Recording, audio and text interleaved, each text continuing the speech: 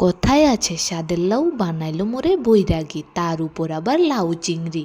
বাঙালির একটি সবচেয়ে প্রিয় খাবার হলো লাউ চিংড়ি। কম বেশি আমরা সকলেই চিংড়ি মাছটা খেতে পছন্দ করি। এই লাউ চিংড়ি রেসিপি আমরা সবাই বাড়িতে বানিয়ে থাকি। আজ আমি আপনাদের সাথে শেয়ার করব আমি কিভাবে বানাই লাউ চিংড়ি রেসিপি সেটাই। প্রথমে এখানে লাউকে একদম কুচি কুচি করে কেটে নিয়েছি। আপনারা নিশ্চয়ই দেখেছেন আমার ভিডিওতে লাউটা আমার হাজব্যান্ড আমাকে কেটে দিয়েছে, আমি সেভাবে কুচি কুচি করে কাটতে পারি না।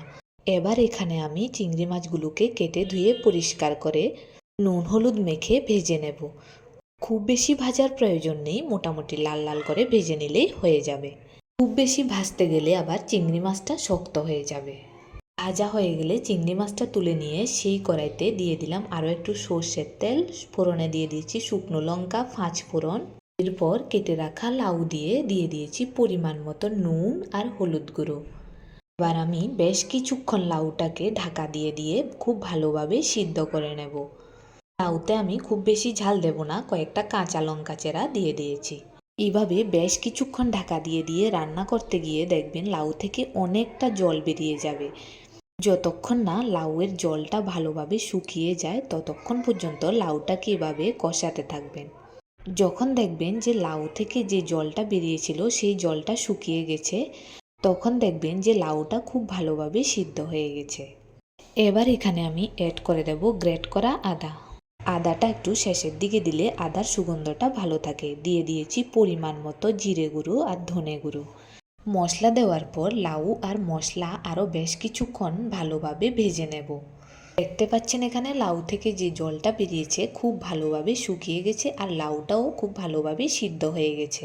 আর হ্যাঁ, আমি জানি এই লাউ চিংড়ি রেসিপিটা আপনারা সবাই জানেন, তবুও আমি কিভাবে বানাই সেটাই আজ আপনাদের সাথে শেয়ার করলাম। মশলা আর লাউ খুব ভালোভাবে ভাজা হয়ে গেলে আমি এখানে অ্যাড করে দিয়েছি পরিমাণ মতো উষ্ণ গরম জল।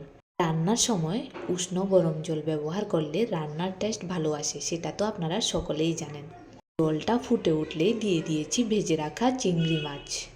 চিংড়ি মাছটা অ্যাড করে দেওয়ার পরই তো আসল টেস্ট আসবে, তাই না?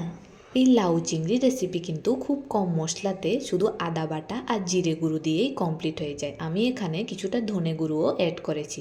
একদম লাস্টে দিয়ে দিয়েছি কিছুটা ধনে পাতা কুচি, যেটা কিনা না দিলে লাউয়ের রেসিপি অসম্পূর্ণ থেকে যাবে। আমার তো তাই মনে হয়, আপনারা কি বলেন জানাবেন।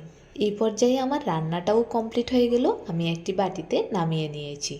আমার এই লাউ চিংড়ি রেসিপিটা আপনাদের কেমন লাগলো জানাবেন, আর আপনারা কিভাবে লাউ চিংড়ি রেসিপি তৈরি করেন সেটাও জানাতে ভুলবেন না কিন্তু।